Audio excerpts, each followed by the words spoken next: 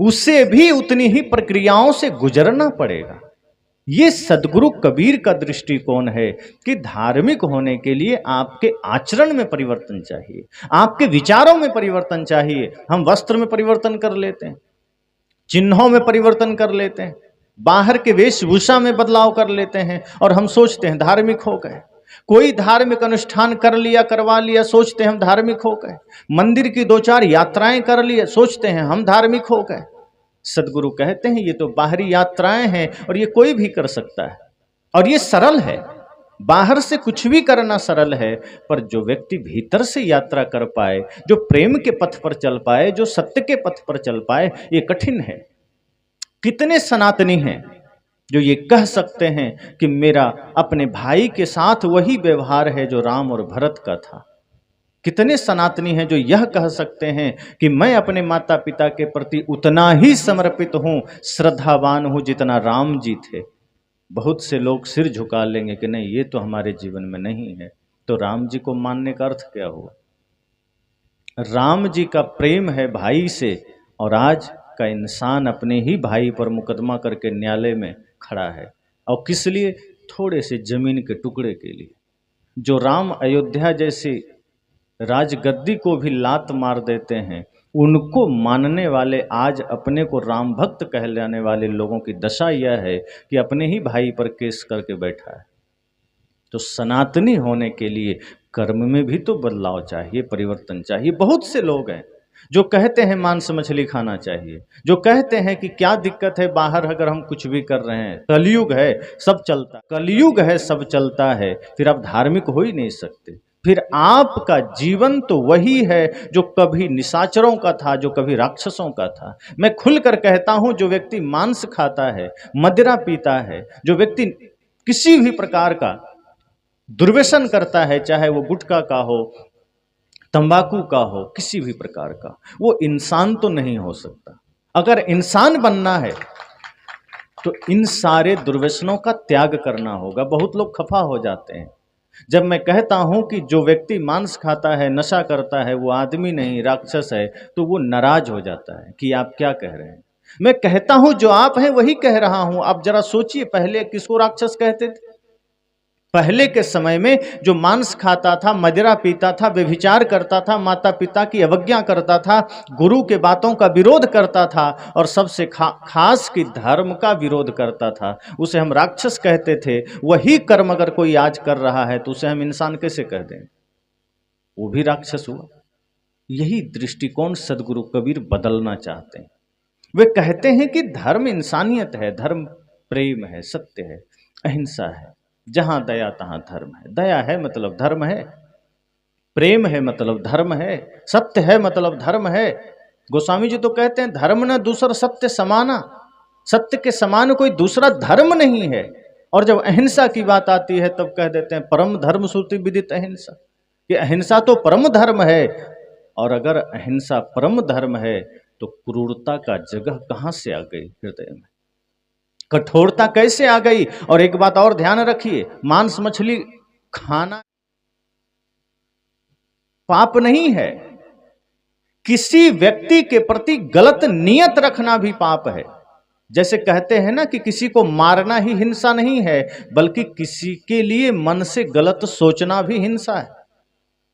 हिंसा सिर्फ तन से थोड़े होती है कि चलो कायिक हिंसा हमने कर दिया, किसी को तलवार या बंदूक से मार दिया, ये कायिक हिंसा है, तन से आपने किया। एक वाचिक हिंसा है जो आपने वचन से किया, किसी को गाली दे दिया, अपशब्द कह दिया, किसी के साथ गाली गलौज आप करते हैं, ये वाचिक हिंसा है जो आपने वचन से किया, और ये बहुत खतरनाक होता है। इसलिए सदगुरु कहते हैं शब्द सम्हारे बोलिए, शब्द के हाथ न पाओ, एक शब्द करे औषधि, एक शब्द करे घाव। और एक है मानसिक हिंसा, ये सबसे डेंजरस है, खतरनाक है। यहां पता नहीं चलता, ट्रेन में कोई भिक्षुक आपके पास आ गया या बाहर कोई याचक आपके पास आ गया, हो सकता है तन से आप उसे 2-4 रुपए दे देंगे, आप उसे थोड़ा कुछ सहयोग दे देंगे, लेकिन मन से कहेंगे कि इस नालायक को मेरे ही पास आना था, और भी लोग बैठे हैं वहां चला जाता, मेरे पास क्यों आया? बाहर जो देखेंगे कहेंगे बड़ा धार्मिक आदमी है, 5 रुपया दे दिया। लेकिन भीतर आपके मन को किसी ने नहीं देखा कि आपने कहा कि नालायक मेरे ही पास आ गया, कहीं और क्यों नहीं गया, रख के दिया है क्या? अर्थात तन से दिया हुआ दान भी आपका उस समय खत्म हो गया जब आपने मन से यह सोच लिया कि कहीं और क्यों नहीं गया। अच्छा होता कि तन से कुछ ना दे पाते, लेकिन मन से सोचते कि बेचारा लाचार है, लोग सहयोग कर दे, बढ़िया है, कोई दिक्कत नहीं, एक सकारात्मक सोच उसके लिए पैदा कर लेते, तो मानसिक हिंसा का शिकार आप ना बनते। मानसिक हिंसा बहुत खतरनाक है, और ये मानसिक जो समस्याएं हैं ये हर जगह है। ये ऐसा नहीं है कि आप किसी का दिल दुखाते हैं तभी मन से दुखाते हैं, बहुत जगह इसका काम हो रहा है। साथ में किसी के साथ बैठे हैं, मुख से बढ़िया बोल रहे हैं, तन से साथ दे रहे हैं, और मन से कहीं ना कहीं शकुनी वाला कपट चाल चल रहा है, कहीं ना कहीं विरोध कर रहे हैं। घर में कई बार भोजन बन रहा होता है, तन से बढ़िया भोजन बन रहा है और मन से कुछ कुचिंतन चल रहा होता है, मन से खिन्नता में जी रहे हैं, मन से कुछ उटपटांग बातें सोच रहे हैं, और इस तरह से जो क्रियाकलाप हमारे जीवन में चलता है फिर वो मानसिक हिंसा में आता है, और ये बहुत खतरनाक होता है। इसका असर भोजन पर पड़ता है, जीने के ढंग पर पड़ता है, हमारे विचारों पर पड़ता है, हमारे आचरण पर पड़ता है, और इसका शिकार होकर के आदमी बहुत ही विकृत हो जाता है। इसलिए सदगुरु कहते हैं कि हिंसा सिर्फ यह नहीं है कि आपने किसी को थप्पड़ मार दिया या गोली मार दिया, चाकू मार दिया। हिंसा वह भी है कि आपकी बातों से किसी का दिल दुखा। हिंसा वह भी है कि आपकी बातों से किसी का काम बिगड़ा। हिंसा वह भी है जब आपके शब्दों में कठोरता आई। हिंसा वह भी है जब आपने मन से किसी के लिए गंदा सोचा। शरीर का धर्म जब बात आएगी वो बहुत विराट है, वो साधारण नहीं है। सदगुरु कबीर किसी दीवार की बात नहीं करते, मतपंथ की बात नहीं करते, वो सारे मतपंथ की दीवारों को गिरा करके शुद्ध इंसानियत की बात करते हैं। वे तो कहते हैं को हिंदू को तुरुक कहावे, एक जिमी पर रही। ये अलग बात है कि उनकी इन बातों को हिंदुओं ने तो बहुत समझा, मुसलमानों ने नहीं समझा, वो समझना भी नहीं चाहते। वे कहते हैं कुरान और अल्लाह के अलावा मुझे दूसरा कोई प्रिय नहीं, मैं मान ही नहीं सकता। कितना भी सदगुरु कबीर ने प्रयास किया कि ये बाहरी धर्म का चोला छोड़कर, ये पाखंड का चोला छोड़कर, ये मुल्ला मौलवी भी थोड़ा धर्म के मार्ग पर चले, थोड़ा प्रेम के मार्ग पर चले, थोड़ा इंसानियत के मार्ग पर चले, लेकिन वो मुल्ला मौलवी समझे नहीं। हिंदू कोमल है, हिंदू समाज में जन्म लेने वाला आदमी या अन्य जो मतपंथ हैं उसमें कोमलता है, सरलता है। वो सदगुरु कबीर के उस अकाट्य सत्य को समझा, स्वीकारा, माना, लेकिन मुगलों में अर्थात मुसलमानों में है इतनी ज्यादा जड़ता है कि वो समझना ही नहीं चाहते। वे कहते हैं कुरान के अलावा मैं कहीं झुक ही नहीं सकता, अल्लाह के अलावा मैं किसी को मान ही नहीं सकता। सदगुरु कबीर समझाते रहे कि अलग अलग धर्म का नाम लेकर के तुम लोग क्यों पाखंड फैला रहे हो, अलग अलग शब्द में उलझ करके तुम क्यों इस तरह से आदमी को भरमा रहे हो। हिंदुओं को समझाया, मुसलमानों को समझाया, पंडितों को समझाया, मौलवियों को समझाया, लेकिन अंततः मौलवी तो समझा ही नहीं। इसलिए अंत में सदगुरु कबीर को खींच कर कहना पड़ा, कितनों मनावो पांव पड़ी, कितनों मनावो रोए, हिंदू पूजे देवता और ये तुरुक न काहू के होए। कहा मैं कितना भी मना लूं हाथ पैर पकड़ के, कितना भी प्रयास कर लूं, ये हिंदू तो देवी देवता पूजेंगे, लेकिन ये मुसलमान की तो बात ही अलग है, ये किसी का होने वाला नहीं, इस पर भरोसा मत करना। ये सदगुरु कबीर उसी मुगल काल में, जब मुगलों का शासन था, सोचिए कितनी हिम्मत रही हो।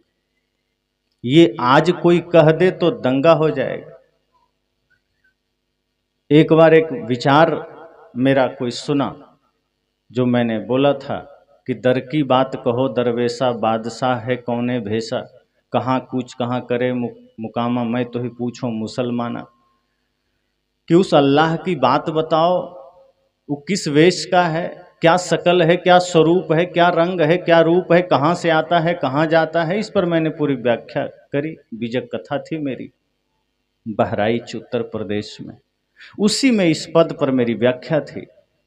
तो उस प्रवचन को लगभग 40 लाख लोगों ने देखा। उसमें से इतने फ़ोन मेरे पास आए मौलवियों के कि आप ये प्रवचन हटा लें यूट्यूब से, नहीं तो आप पर कार्रवाई हो जाएगी। मैंने कहा क्यों? कहा आप इस्लाम की गलत व्याख्या कर रहे हैं। मैंने कहा आपसे ज़्यादा ज्ञानी कबीर साहब थे, वही करके गए हैं, और उस समय करके गए हैं जब पूरे देश पर मुगल शासन कर रहे थे, तो उनकी बातों को तो तुम नहीं काट सकते। कहा जो भी हो आपके साथ अच्छा नहीं होगा। मैंने कहा संवाद करिए, आप 10-20 मौलवी आइए, आश्रम पता दे रहे हैं, संवाद करिए। संवाद में अगर आप सिद्ध कर देंगे कबीर साहब ने गलत कहा, मान लेंगे। आज तक कोई नहीं आया। धमकियां तो आई लेकिन मौलवी नहीं आए। तो सदगुरु कबीर कठोरतम सत्य कहते हैं, इसलिए उनका सत्य थोड़ा कड़वा होता है, लेकिन वो जीवन के लिए उपयोगी होता है। अगर किसी को शुगर है तो नीम तो पिलाना पड़ेगा ना, करेला का जूस तो लेना पड़ेगा। परहेज करेंगे कि बेचारे को कड़वा लगेगा तो शुगर मिटेगी नहीं।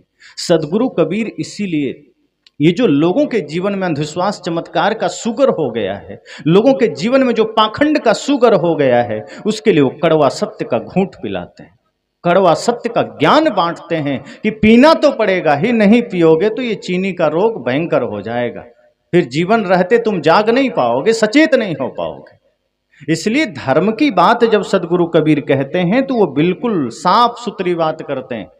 वे कहते हैं कि मैं किसी संप्रदाय की बात नहीं कर रहा, क्योंकि संप्रदाय किसी भी सत्य का ठेकेदार नहीं हो सकता। मत मजहब पंथ शास्त्र सत्य का ठेका नहीं ले सकता। उसके लिए शास्त्र से मुक्त होना पड़ेगा, से मुक्त होना पड़ेगा। उसके लिए दीवारों से हटना पड़ेगा। सुबह अगर आपको सूरज का रोशनी चाहिए तो कमरे में मिलेगा कि कमरे से बाहर मिलेगा? अब आप सोचें कि मैं इतना बड़ा आदमी, मैं क्यों बाहर निकलूं? तो सूरज तो आपसे भी बड़ा है, वो थोड़े रूम में आएगा। वो तो कहेगा तुम्हें मेरा प्रकाश चाहिए तो थोड़ा सा चाहिए, थोड़ा खिड़की खोल दो, थोड़ा और ज्यादा चाहिए, थोड़ा पर्दे और हटा दो, और ज्यादा रोशनी चाहिए, दीवारें हटा दो, और ज्यादा रोशनी चाहिए, खुद निकलकर मैदान में आ जाओ। सदगुरु कबीर यही कहते हैं कि यदि तुम्हें सत्य का सूरज देखना है, मुक्ति का परमानंद अनुभव करना है, तो तुम्हें मतपंथ की दीवारों से अलग हटना पड़ेगा। तुम्हें सारे कचड़ों से बाहर आना पड़ेगा। तुम उसके अंदर रह करके सत्य को नहीं देख सकते। अब कोई आदमी रात में अचानक उठे 12 बजे रात में और कहे मुझे तो सूरज को देखना है, तो संभव है क्या? रात को 12 बजे आप सूरज देख पाएंगे? नहीं देख पाएंगे। कितना